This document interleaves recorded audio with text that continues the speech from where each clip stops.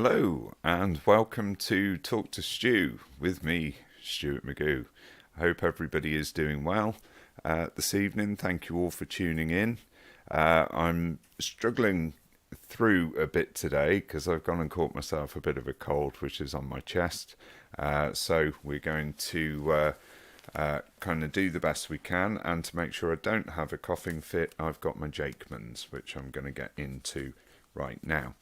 So first of all, we'll start off with a little bit of news. There's not a great deal of changes that have been going on since the last live session that I did, a news update. We are still seeing that the administrative earnings threshold is being increased, or rather decreased, from 60% to 55%. Which roughly means that for those on universal credit, you will be looking at needing to increase, if you're working, to increase your earnings so that you are more economically active. Now, of course, we've discussed before, economically inactive is a nonsense term because everybody is economically active all of the time simply by buying things. But this is the way the government view it. And of course, Mal Stride, the DWP head honcho at the moment, has come out and said that this is about supporting people to get the right support to get back into work and to increase their earnings and things like that. It should affect around 600,000 people, and the change was brought in on the 31st of January. So you won't see any changes to your payment, assuming that you get paid towards the end of the month. You will start to see changes happening then. So it will be happening on the February pay adjustments. Okay, so keep your eye on your universal credit payments if you are working or self-employed. If you're expected to do a certain amount of work, that is going to increase a little bit. It will affect both individuals and couples on universal credit, so keep your eye on that. And as I've said many times before, don't forget to go over to the Turn to Us benefits calculator once these changes have happened, so that you can run a check essentially to see if you are on the right rate. Just going to pop this in my mouth. So another piece of news which you may or may not have seen doing the rounds in the mainstream media is that people on universal credit can get an extra £500. This was first reported by the Daily Express, who of course like to make out that people on benefits are just getting handouts left, right and centre, when of course they're not, and actually being on benefits is pretty stressful.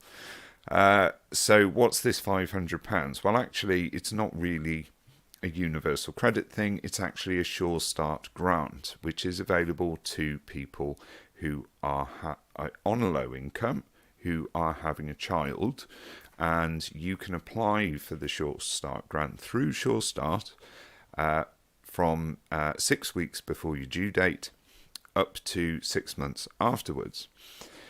It also applies to people that are adopting a child that is between 0 and 12 months, and that could be a child in the UK or a child from overseas.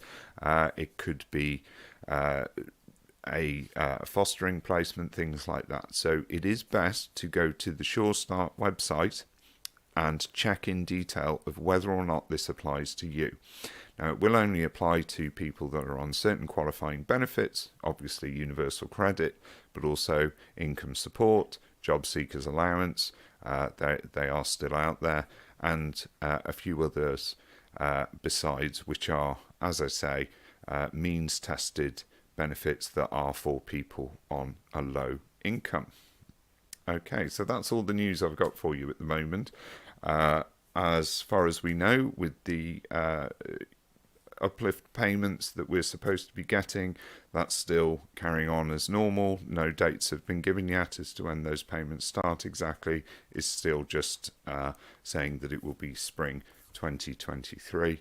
And of course, the first set of payments will go out on Universal Credit, then in the summer for PIP, Universal Credit again in the autumn, and then next April for the final Universal Credit payment. That's planned. So no changes to that as far as I'm aware. And yeah, there we are. So obviously I put a little advert up the other day for the for this show, and a couple of people threw in a couple of questions. So before we get to questions that people online who are watching right now have, I've got a couple of little questions here. Just going to look at my phone. So Mark D19211 says that he definitely has a question. Universal Credit have failed him over and over since November the 16th, paying him for only one child element when he has 2 disabled children living with him, and the case manager has ignored everything he's asked. When he rings Universal Credit, they just keep fobbing him off. So he's quite right to say that that's incorrect. Squiddies Aquatics, very helpful chap.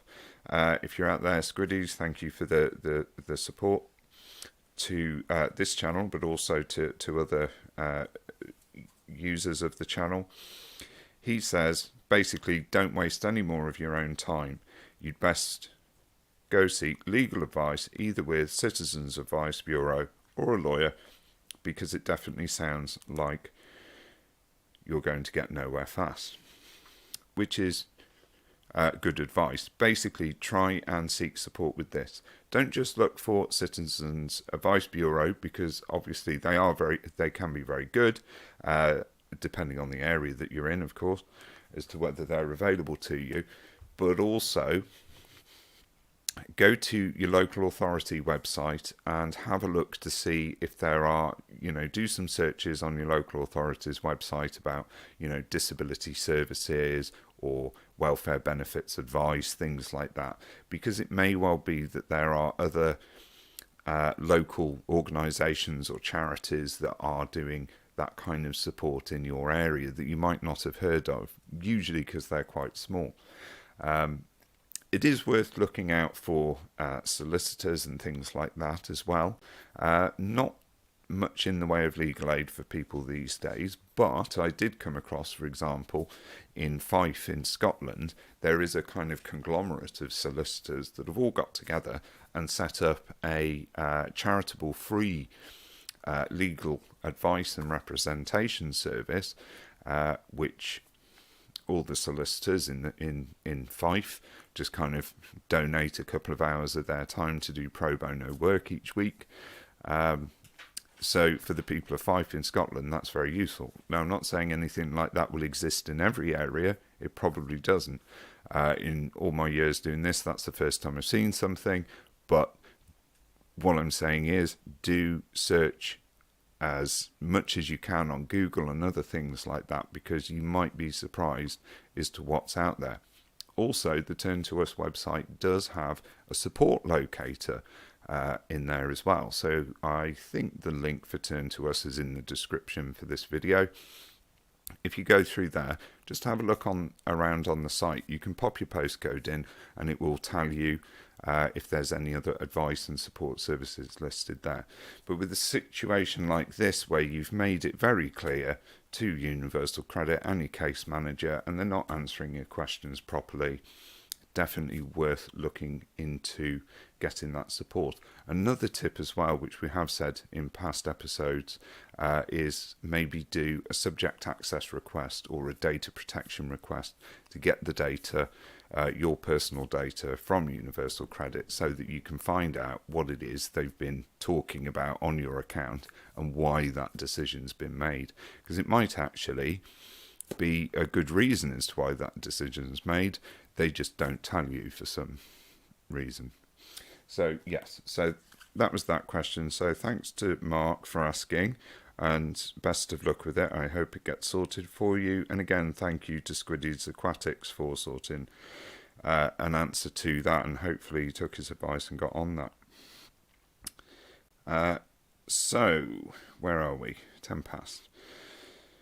So, another question on here, which is about direct payments. Where's it gone?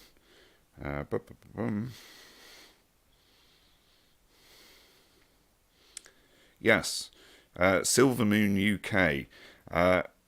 Can you talk about direct payments for disabled people and the Care Act 2014 eligibility for direct payments for people who want direct payments or adult care? So, direct payments, I won't go into this in too much detail. I have got a video on here which is about paying for care through social services, so do have a dive on my channel and see if you can find that. It covers direct payments a little bit in there. In a nutshell, direct payments is basically when the council or social services from the council agree with you that rather than them arranging care for you, you will arrange it for yourself. So what would normally occur is if you are in a position where you can arrange care for yourself, your social worker, when they come out to do a care assessment, will talk to you as to whether or not you might be eligible for direct payments. Now, ordinarily, people that are quite elderly would generally have social services arrange care for them, because they would be getting a care package where, for example, somebody would be coming in 2 or 3 times a day to support them, with washing, dressing, getting out of bed, taking medication, yada, yada, yada. And it's a fairly standard thing, because most people who've reached that age and have those kind of disabilities pretty much need the same kind of support. And social services will use a set number of providers that it pays directly, and they'll have arrangements in place to get good offers and things like that. Sorry, I'm distracted because obviously the cats have decided to have a fight. So you might hear some hissing in the background. That's not the cats, it's actually Becky. Trying to get them to stop playing. Anyway, so direct payments, as I say, are the opposite of this. So that's when the social worker identifies that actually you might have different needs for support. So rather than somebody coming in to help you washing and dressing, it might be that you have somebody support you with that maybe on a couple of times a week. Maybe you have a shower 2 or 3 times a week and you now need help getting in and out of that. But you'd like to use some of the money that's put aside for you for doing things like getting out and about. So you might have somebody, if you've got big problems with anxiety, that accompanies you. Maybe you've got a sight problem, a visual impairment, and you need somebody to walk with you as a guide, things like that. So you can get a direct payment instead. Now, whether or not you're eligible for the direct payments varies a little from council to council, depending on what their direct payment scheme is. The Care Act 2014 is a bit vague in areas like this, but the general principle is that every council should have a direct payment scheme set up for people that have different needs that would be outside of the norm.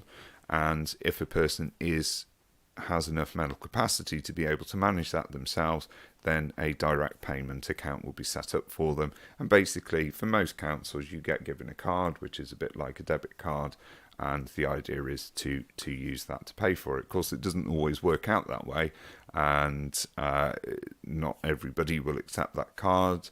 Sometimes there's issues with the cards actually working. Some people prefer to be paid by invoice or bank transfer. So do go through whoever your social worker is to find out exactly how those direct payments are going to work in your local authority. It does vary from local authority to local authority.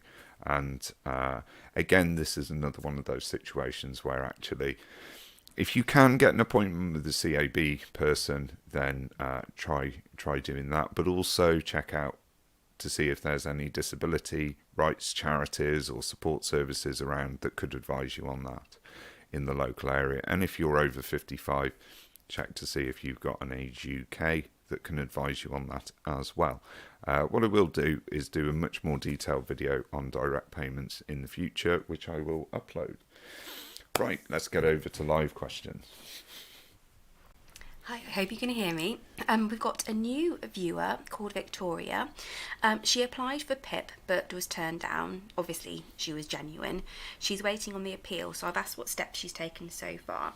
She's been in touch with the Citizens Advice Bureau and they've done the form and helped out. And she sent the evidence such as pictures, doctor's notes. She left a note on a comment on one of your videos before. She's had back issues and has suffered for over 10 years. Just wondering if there's any advice there. So does she say if she's gone through mandatory reconsideration or if she's at appeal? No, I will ask that now. I think she's waiting on her appeal. Right. So if she's waiting on her appeal, I'll assume that you've gone through mandatory reconsideration and done all of the things that go with that, and they turned it down again, and then it's gone through to appeal. Appeals are very tricky things to approach, so it depends whether or not you are appearing at your appeal or whether you are having your appeal decided on the papers. So if you have decided to have your appeal decided on the papers, some people prefer to do this if they have big problems with anxiety, things like that.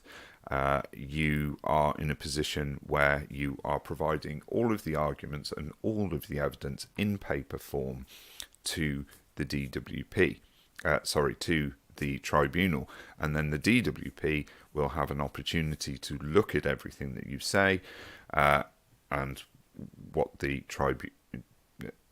tribunal is, and then they will be able to provide their evidence and argument to the tribunal as well, and then the tribunal will look at all of that and then make a decision.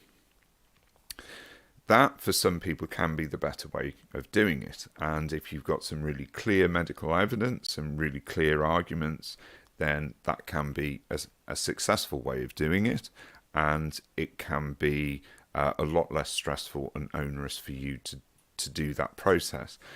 Statistically speaking, people are slightly more likely to lose if they're going through the paper-based appeal, but often that's because they are not necessarily getting the right support with it and not providing the right evidence and don't really understand the amount of evidence and argument that you have to present in advance of the tribunal date. So up to, I think it's about 4 or 6 weeks before the tribunal date goes through, you can keep sending further evidence in. So when you do apply for the appeal, you can either do that online or you can do it by paper by downloading the forms. And you can add in as much evidence to the online form or to the paper form as you can, and then submit that to them. And then if some more evidence comes through later on, you can send that through too, up to a certain cut-off point, which you should be advised as to when that cut-off point will be for you. It's pretty much the same if you're going to appear at the tribunal, except obviously you will have to appear at the tribunal, which is the extra element, which can be quite worrying and quite stressful. But at the same time, it does give you an opportunity to talk and share some of your views on the situation. Could you send her MRI scans to them? Yeah, definitely send your MRI scans to them if you've got copies of those. It may well be that medical evidence like that will have been provided to them anyway, but I always say if you send it twice, they'll just go, oh yeah, we've already got that, and put it to one side. If they haven't already got it, they'll go, oh great, we've got that as well. So there's never really any harm in sending more medical evidence. The only thing not to bother really sending them are things like appointment letters, and things like that, unless you're trying to demonstrate that you're still going through a diagnosis process that hasn't been completed. You've got all the symptoms, but they haven't worked out what's causing them. So, yeah. So, as much with all of these things, as much medical evidence as you can send is the best. Also, send statements from people that are supporting you and caring for you, giving details of what it is that they do to support you.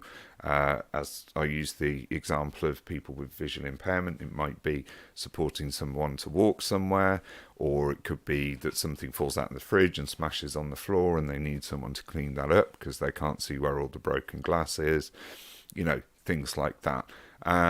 For someone with mental health, it might be that somebody has to talk you down if you're having, a particularly bad anxiety attack, or things like that. So there's multiple things, and if those people are professionals, even better. So if you've got any professionals involved in your care, have a chat to them, see if they'll write a statement or a letter, something like that. As much weight that you can add to it, the better. However, bear in mind that recently the Department of Work and Pensions have made some changes as to how they can gather evidence. Okay, so that does include things like trawling Facebook and things like that to find evidence that may prove their point.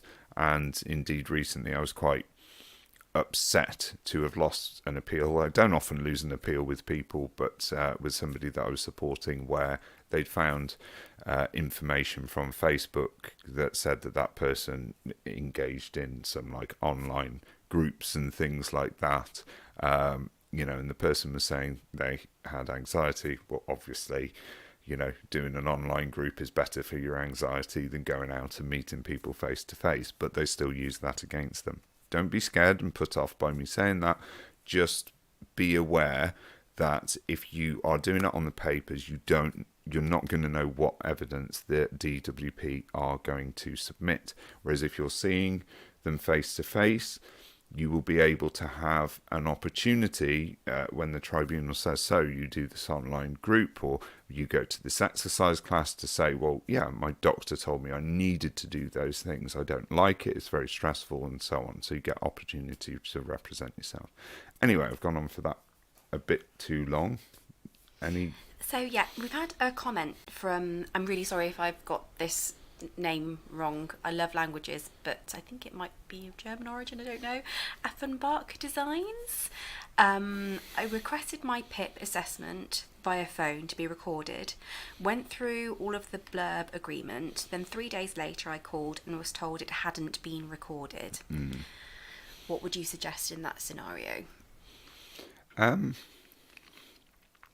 Yeah, so this is happening quite a bit at the moment, where the DWP are saying, oh no, we had a technical problem and accidentally we didn't record it, sort of thing. And maybe it's genuine.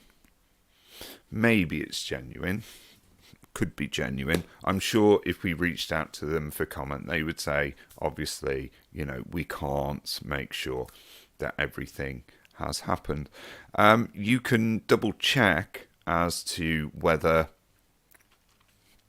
they really did not record it by doing a subject access request and specifying in that along with any printed or typed data that they hold on record, that they include any audio files as well, and specify how you want to receive those audio files, whether that be via email or on a memory stick or whatever it is. And then they, if they don't have anything to provide you, then they probably didn't record it. The reason the DWP have started doing this is obviously people started recording their interviews and things like that, and then they said, no, you can't do that, that's not fair, we're getting caught out when we're not able to represent ourselves properly in a tribunal. So then they changed the rules to say you couldn't do that unless you used 2 tape recorders, and the DWP were aware of that, and of course then a number of disability charities said, all right, we'll get you there, and went out and bought a load of double tape recorders from the old police stations and stuff, who had loads sitting around. And then that turned into the DWP saying, oh, well, actually, we'll offer a digital recording service. If they've agreed to you recording it, then I would say also record it yourself. Because if they then turn around and go, oh, we accidentally lost one, you can, no problem, I've got my copy here. It doesn't mean it's going to be admissible necessarily, but it could be useful to you to be able to go through that afterwards. Would that be requested from Capita or from DWP? You should be making the requests on the PIP helpline, first of all. If Capita are, and it's not always Capita, it could be a different organisation in a different area. They will tell you which organisation it is that are doing it. It could be Maximus or someone else. Capita, I think, do the south of England or southwest, something like that. South. I always have to go. Never eat shredded wheat. So I think Capita do the Midlands, southwest kind of area. Maybe more. So it depends on your area as to who the organisation is. I would say request it from both of them to make absolutely sure. Partly also to make sure that request is recorded in there. And then, again, it probably isn't going to help you in the early stages, but it will help you if it comes to an appeal, that you can say, I requested this of the DWP and of Capita or whoever, and they lost my recording or accidentally had a technical problem, and then they've made a load of lies in the statements that they've made about why they've decided I don't qualify for PIP. You will have noticed, of course, that the reasons for my decision section of PIP has now become a lot more copy and paste, boilerplate, bland, meaningless rubbish that doesn't actually tell you how they made their decision properly, just saying, I've looked at all the medical evidence and I found that everything is fine, and that I'm not saying you don't have this health problem, but I do not believe you're as disabled in the way that you say you are, or to the extent that you say you are. So it tends to be quite bland boilerplate stuff, which is why when the DWP share their evidence with the appeal tribunal, you can suddenly see a lot of reasons about why they made their decision that you didn't see before. So again, subject access requests. You want that decision, you want to see it, subject access request. Also makes things take a bit longer because you've got to get that sent out to you. They've got 28 days in which they need to respond and send you that stuff. But it's certainly worth putting in that request and seeing what you can find out about what's being written down. And again, if there are any recordings. So we've had a comment from John Thorman. Hello, John. Hi, John. £20 uplift case dismissed. Dear Stu, so it's discriminatory but not unlawful. I can't get my head around this judgment. Yeah. So the difference between discriminatory and unlawful. So something can be in law as a, it can be in law, but that doesn't make it just. So indeed, one could argue that over the last 13 years that the Tories have been in power, they've made a lot of legislative changes that are inhumane or unjust or, are a travesty of of government, human rights, things like that. And indeed, the UN have sent 2 raconteurs over here during that period where they've, said officially that the government's approach to people with disabilities and the welfare benefit system are human rights abuses. They haven't done anything about it past that. It's not like they've turned around and said, oh, you can't join us at the UN meetings anymore, or we're putting sanctions on you for doing that until you sort it out. They've just gone, you shouldn't have done that. And Britain have gone, yeah, and they've gone, wow, we're just saying.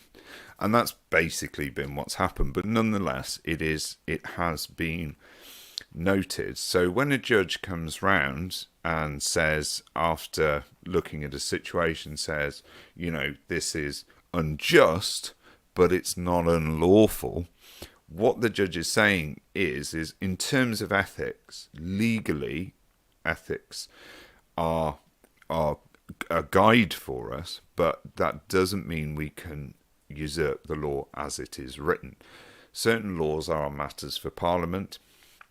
Judges can make a little bit of a change here and there with precedent and things like that if they can see that there is an error in the legislation.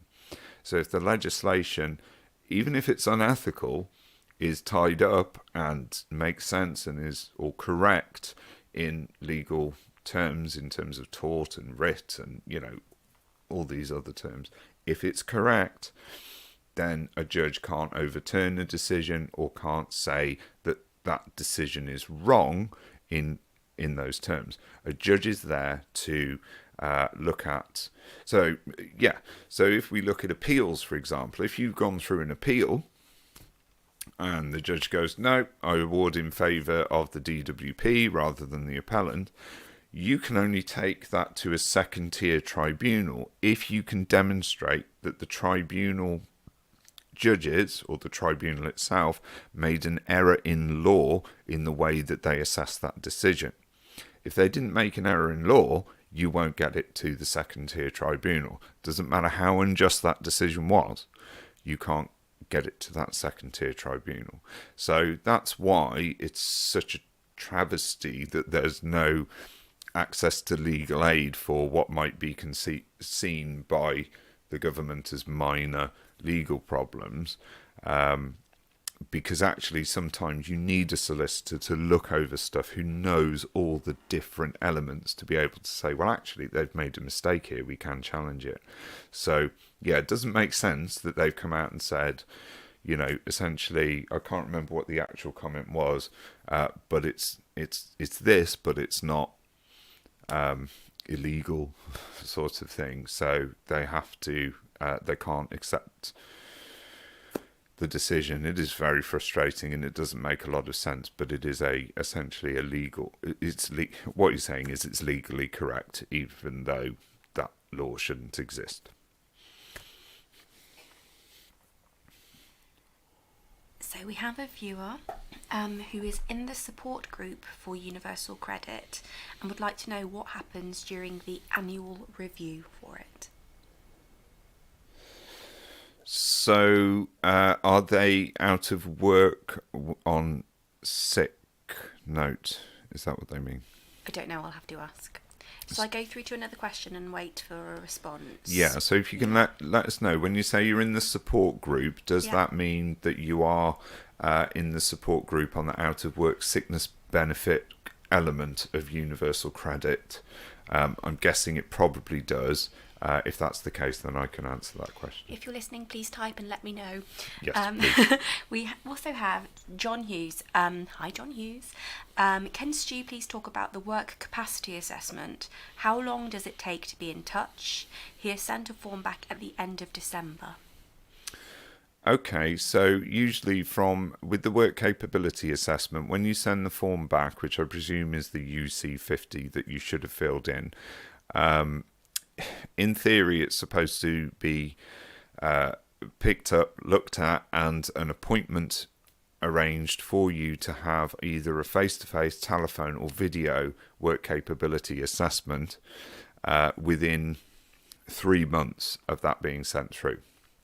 So the idea is that when you move on to what used to be called employment support allowance, or is now called the out of work sickness benefit element of Universal Credit, you have a 6-month assessment period. So during that period, you get paid a lower rate than after you have been assessed. So the first 3 months, they're just getting their house in order and they send you a form. They expect you to fill it out.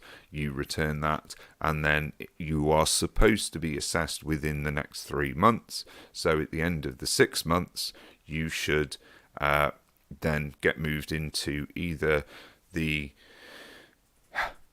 limited capability for work group or the limited capability for work related activity group, which previously was called the work related activity group and the support group. So people still refer to the limited capability for work related activity group as the support group because, let's face it, it's easier to say support group. But yeah, so it should, if you sent it off before December, it should be in the next couple of weeks that you get a letter through giving you a date. But there will be a lot of other factors, such as postal strikes, the fact that the DWP are hemorrhaging staff left, right and centre because nobody wants to swing the axe on their behalf. Why would you if you've got a soul? Not that other people working at the DWP don't have a soul, because at the end of the day we all need a job, and they do, to be fair, pay good money. There's those kind of things. So they are hemorrhaging staff, so they are struggling to meet demand. So there's a lot of reasons why it could be delayed. Hopefully should turn it around. Most people that I've been speaking to who are going through the work capability assessment over the last 12 months or so, it does tend to go through when they expect it to, but might be a month or two late. I haven't heard of delays much longer than that.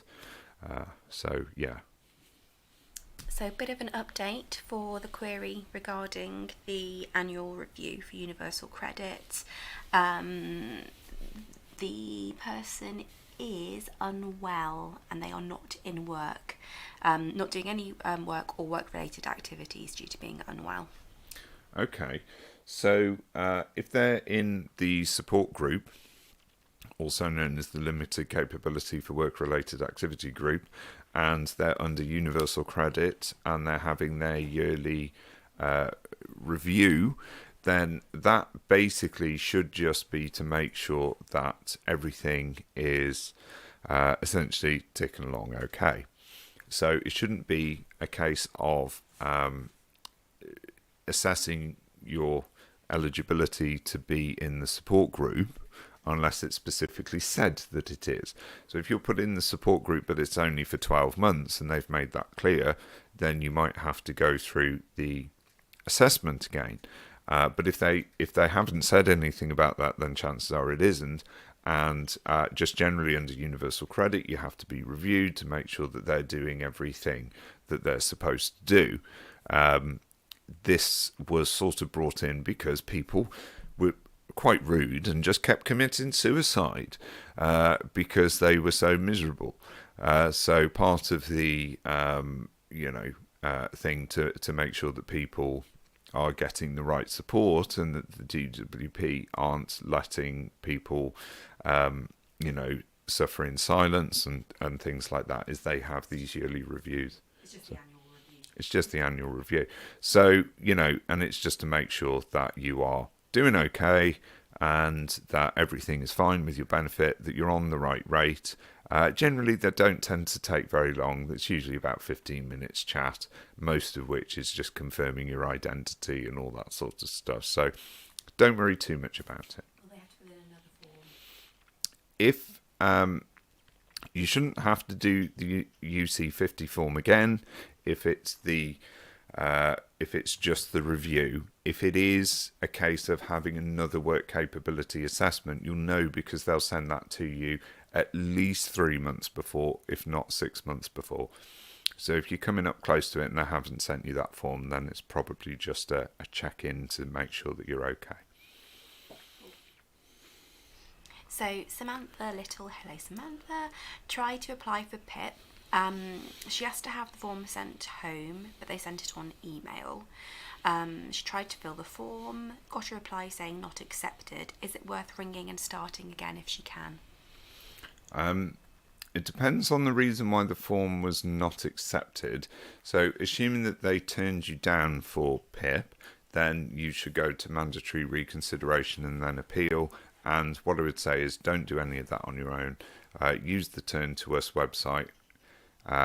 contact your local authority, contact your Citizens Advice Bureau, try and get support with that. If you've been turned down for PIP and then you think about reapplying, the rules are that you can't reapply unless your condition has changed in some way, so got worse, essentially. So if you were to reapply, then you might be able to demonstrate that, particularly if you hadn't had support with your first application and you're able to get support, because what I've always found when I support somebody who's applied the first time is that actually their condition has progressed, first of all, but actually there's probably things that were important to have talked about in the first assessment that weren't talked, that we do talk about when we make that second application. But on the face of it, if your condition hasn't changed and you've been turned down, you're really not allowed to reapply. So you have to do that, as I say, mandatory reconsideration and appeal. It's difficult because you only get 4 weeks and you've got to jump on it like that, but try and get that support if you can with doing it. If it's rejected for some other reason, like you didn't fill the form in properly or any of those things, then again, do go and see the CAB, because with all of those things, you can put in mitigating circumstances and say, well, I didn't complete the form properly because of X, Y, and Z things that happened at the time. The CAB person or whoever it is that can support you will make that argument, and quite often the DWP do say, yeah, okay, well, start the process again, but you only get paid from this date, you don't get paid from the date that you originally applied, things like that. So give it a go, try and get support. So just another quick note from the individual who had the who's going to have the yearly review for Universal Credit. They've asked whether it would be a phone call, but I've said that it probably would depend on their individual circumstance and they should contact them to see. Yeah, more than likely it will be a phone call with the yearly review. Because it's just a check-in, and it's usually a job coach or work coach that does that. Even though you're not working or looking for a job, they still call it that because Tories. But yeah, they will probably just phone you up and do that. Sometimes they can do it over video calls if it's more suitable for the person, like if they've got to use sign language, or if you need to have someone there with you. Sometimes they invite people down to the job centre if it's appropriate for them to speak face to face. If you've got any issues with that or any disabilities that prevent you from doing that, then do make that clear. As I say, you should know in advance if they are looking at doing a work capability assessment. So if they're just saying, please come down for your review, then chances are it's not a work capability assessment, and you're probably going to be down there once you get seen for only about 15 to 20 minutes. Okay, just had a question from Homeless Nomad, which has really made me think of Ron Swanson, and we love Ron Swanson. Can you ask if I need to declare gold or silver as an investment and saving buffer for Universal Credit, please? Okay. So I've seen this question pop up a couple of times. It's a bit of a tricky one. Gold and silver is actual physical investment, so it depends what we're talking about here. If you are keeping gold bars in your fridge, for example, like Ron Swanson, or you have them hidden in secret locations around and no one knows where they are, I really can't answer that, to be honest, because, basically, if you've got capital, however much capital you've got and whatever form it's in, if it's accessible, then, you should be declaring it. So if you've got, for example, if you've just taken out shares in gold companies, then yes, you would have to declare those, especially if you get some form of dividend from them. If you've actually got physical piles of silver and gold and they're accessible or sellable, then and the value is over a certain amount, then yes, you would have to declare that.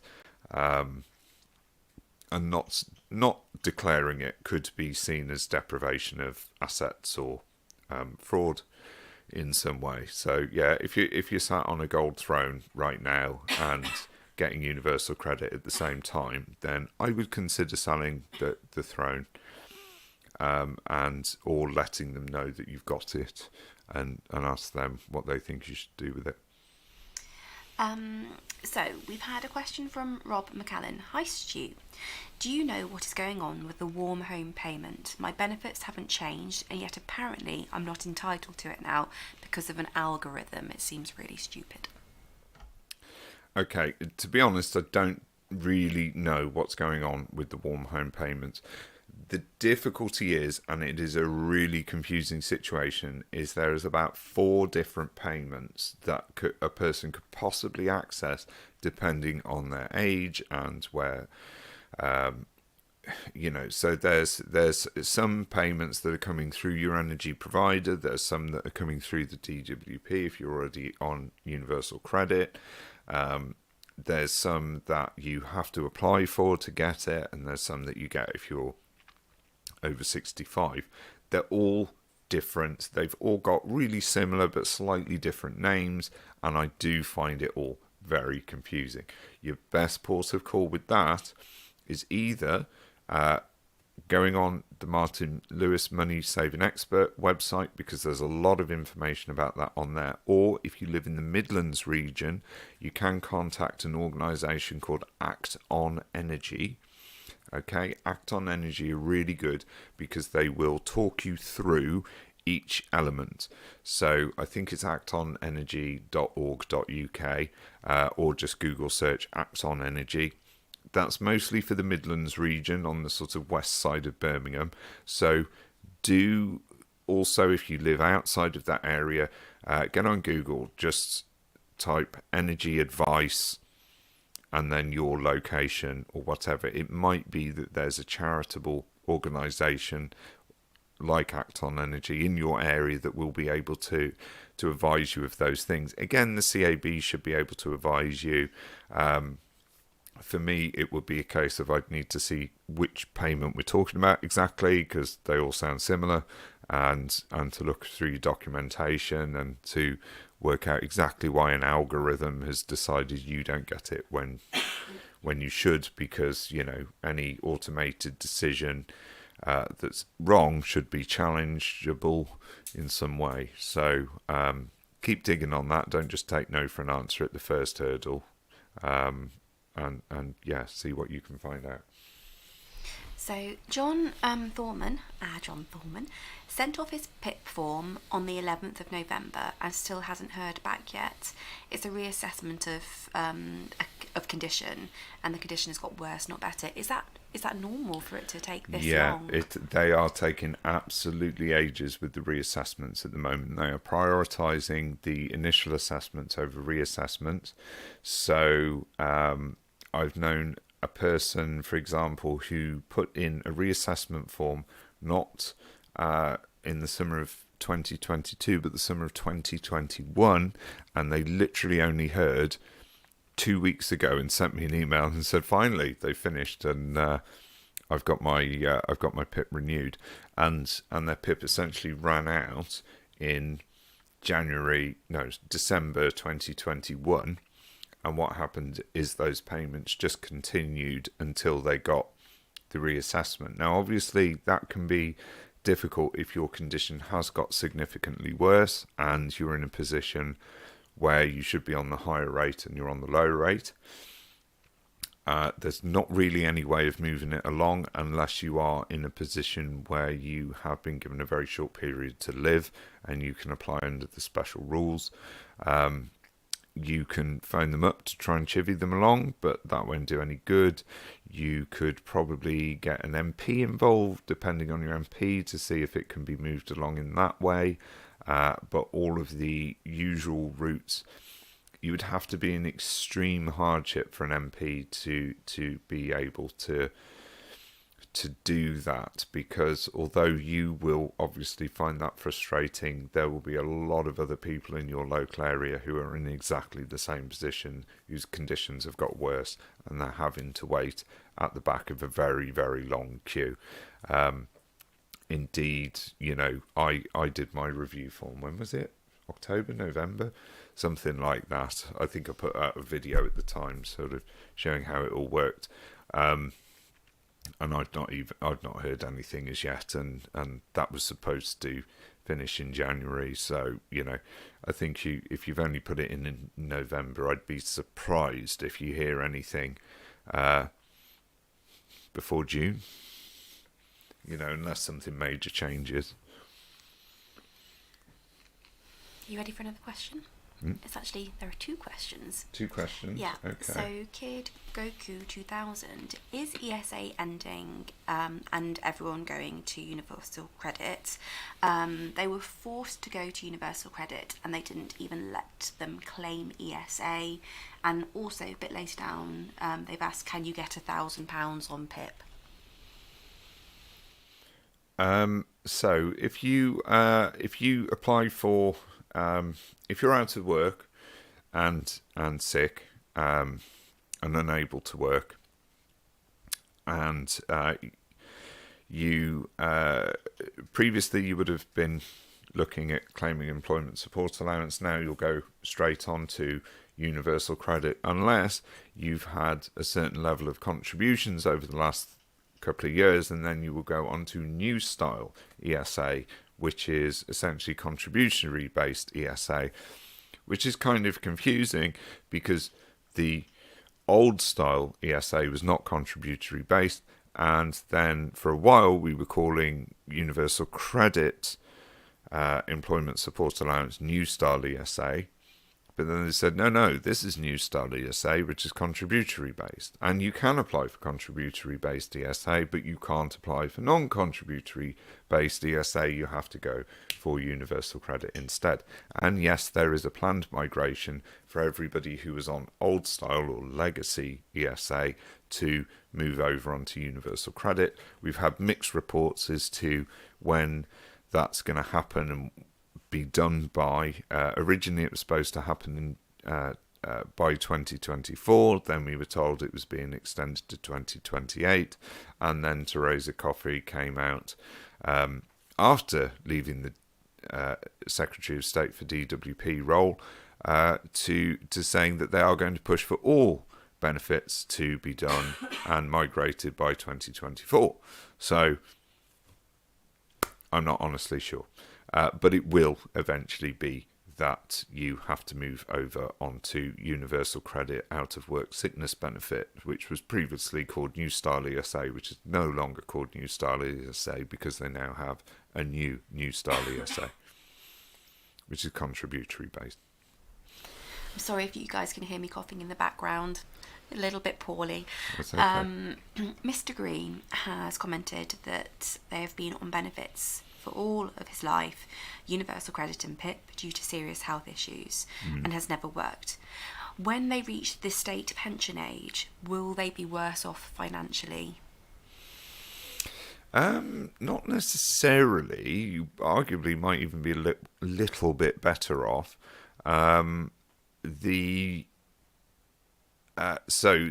issue will primarily be that you probably won't have the contributions for a full pension. However, you will more than likely qualify for pension credit as it stands at the moment. And pension credit, you'll basically be pretty much exactly where you were, sort of thing, financially. You might be a little bit better off. You may have a couple of extra things that you wouldn't have on the rate that you're on at the moment. Also, they tend to use something what they call passportable benefits as well. So if you shift from Universal Credit to pension credit, it should mean that actually your entitlement kind of moves is with that. It may mean that you don't have to do quite the same assessments for that. And even if you do, it's a phone call rather than filling out forms and managing it online and that kind of thing. So that tends to be a bit easier. You do get certain types of dental and optical treatment for free, I think, and the pension credit as well.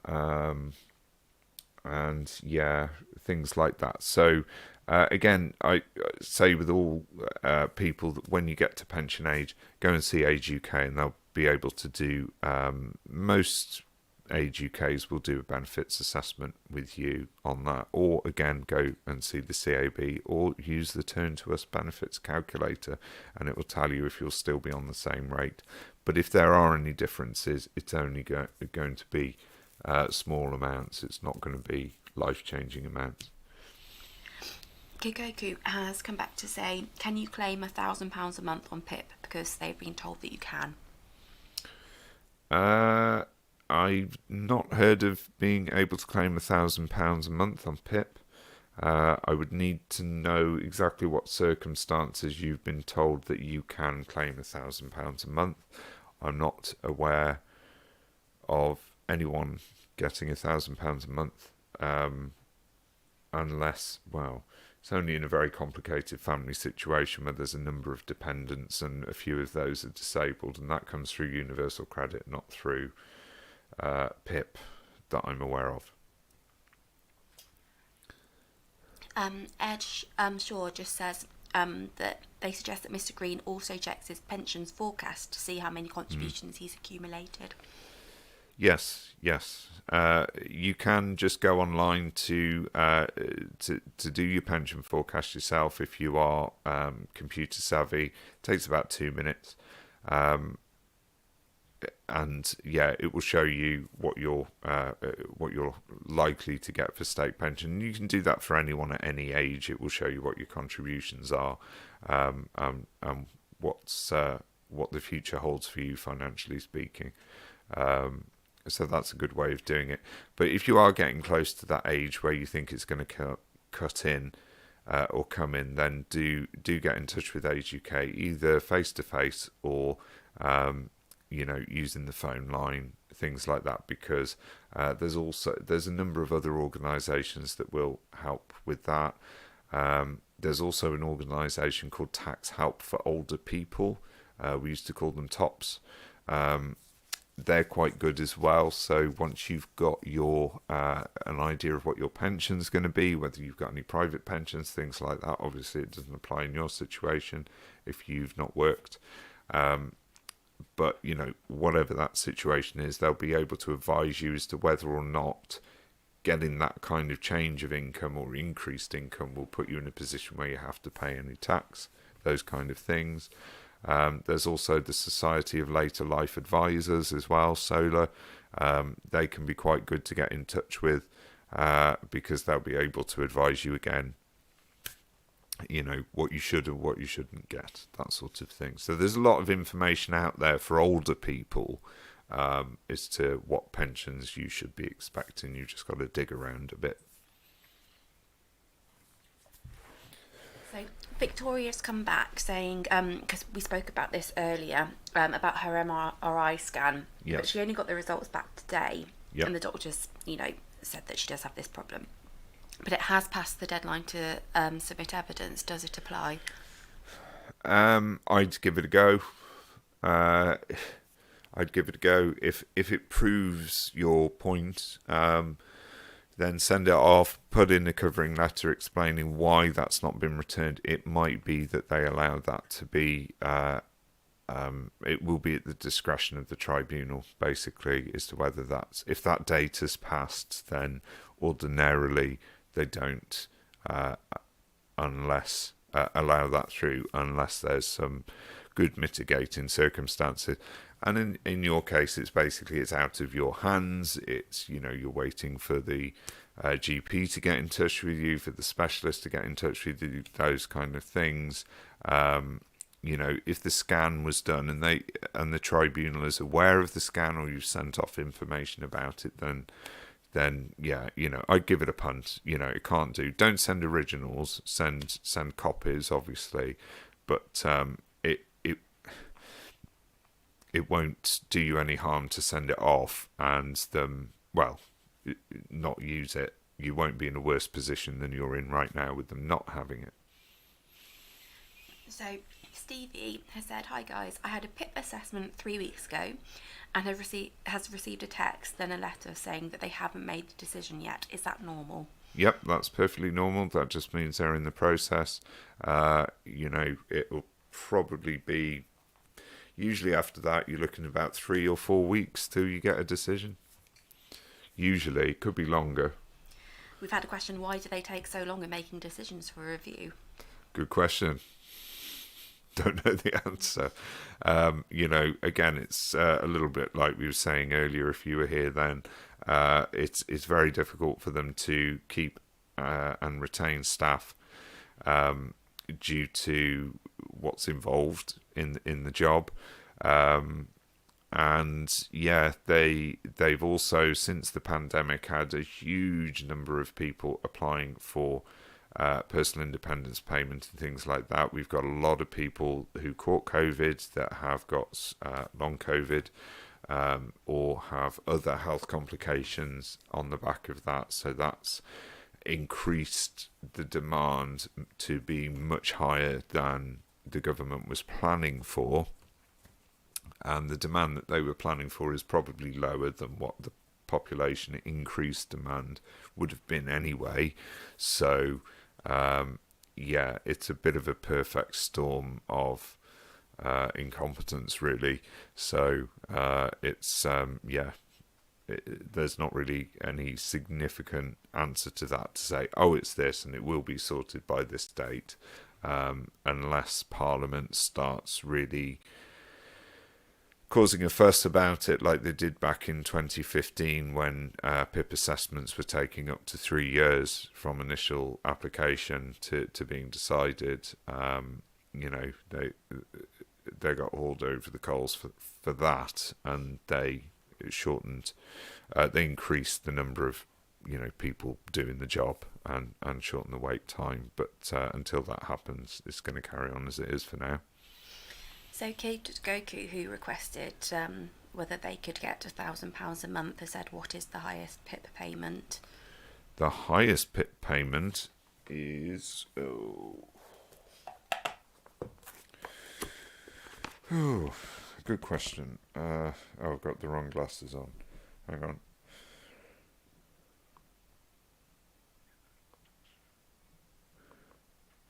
on. There we go. So the enhanced rate at the moment, I think, is around £92 for the daily living component and around £65 for the mobility component. That's per week. We're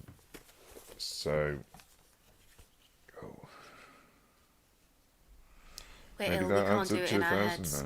Sorry? We're ill, we can't do it in our heads. Oh, same. That's my excuse. So let me just add that up.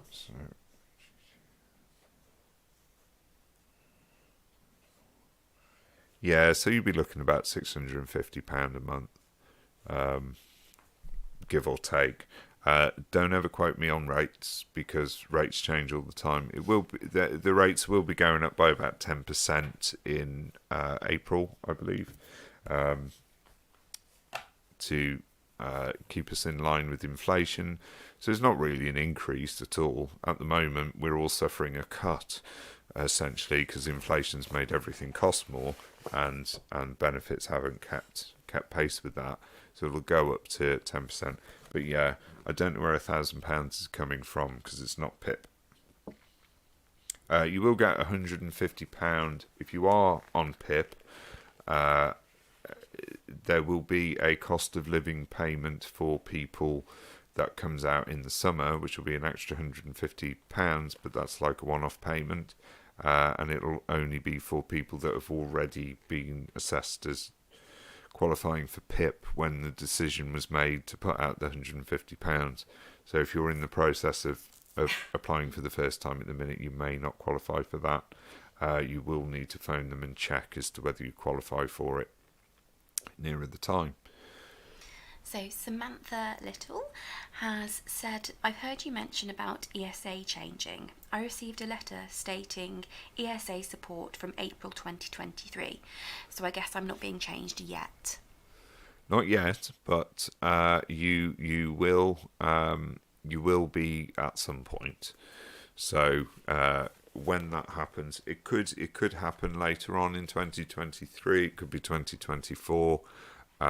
It could be, as I say, there was talk of it being extended to 2028. But if you're on the old style legacy ESA, eventually you will be moved over to universal credit. It should happen that you transition with no real changes to the amount that you get, apart from what we've talked about in previous videos, which is the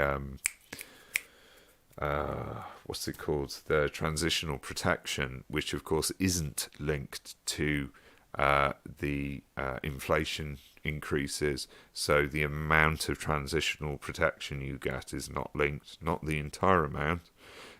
So the entire amount will go up with inflation, but the transitional amount won't. So if you would be worse off on universal credit, then you get the transitional amount, which tops it up to the rate that you, so that it matches. So essentially, on the face of it, when you transfer, you'll be on the same amount of money in theory. Doesn't always work out like that, but yeah. Just wanted to let you know, Stu, that we're getting lots of lovely messages and lovely thanks for all of your help. So thank you. Okay. And also that we have lovely melodious voices. Yes, thank you. Yes. It's the cold. It's the cold. It's the cold, yeah. We are going to have to, I can do one I've more got a question. couple more questions. I'm going to have to go chronologically, so the person who is next in the list, Okay. just to be fair. River Boatman, I've been getting PIP ESA for the last year. My PIP amount is $220 per month, but my cost of living, mortgage bills mainly, doubled since then.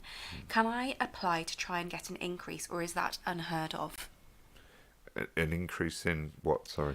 In PIP ESA, I suppose. Well, Amount. you won't be able to increase your ESA. You can only increase your PIP if the circumstances of your disability have changed, so or your health conditions, so that it's affecting you more significantly, and that's if you're on the lower rate. So if you're on the lower rate and you need to your health conditions got worse and you're having more difficulty managing your daily living activities, then you should inform them at PIP that that's the case and apply for an increase. But do remember, whenever you reapply, your benefit could go up, could go down, or could stay the same. You won't get an increase on the basis of the fact of saying, well, things are more expensive now. But as I say, there will be that 10% increase across all benefits in April to kind of line it up with where inflation's at. It will still be a bit lower than where inflation is currently at, but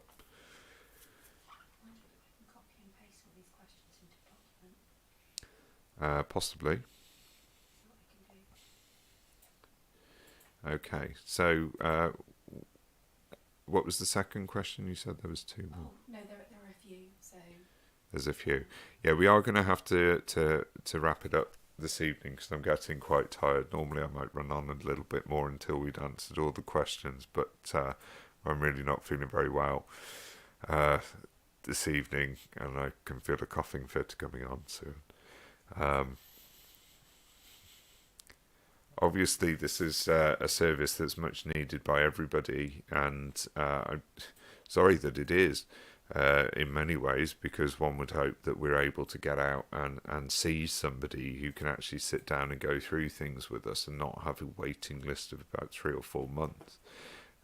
Because with all the answers I give, they are kind of generalised, and your individual situation will be different to everyone else's, and so it is always good to try and get detailed advice on things.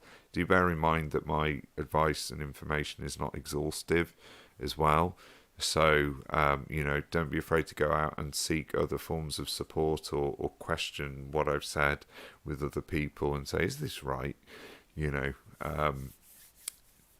just because, as I say, your situation might be slightly different to what I perceive it being. Okay, so what we'll do is we'll draw it to a close there. Becky is going to, or we'll both try and copy and paste the questions that you've put in the chat box. What happened last time is some people had put questions in there, and then we were like, yeah, we'll answer those afterwards and we'll send you a message. And then as soon as we clicked end the live video, all the comments disappeared. So we were like, how do we get those back? So she's just going to copy those things across.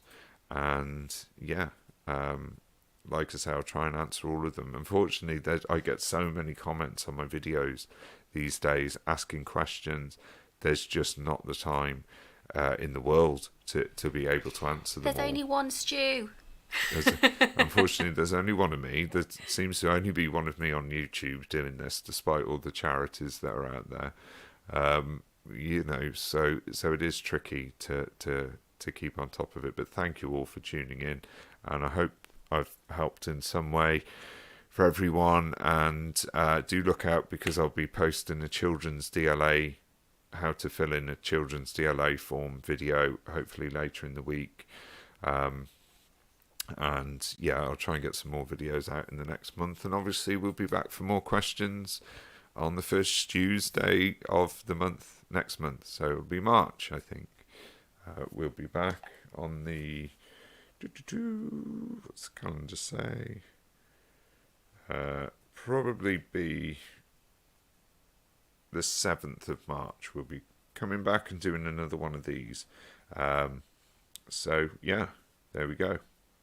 Thanks everyone for tuning in, and see you soon.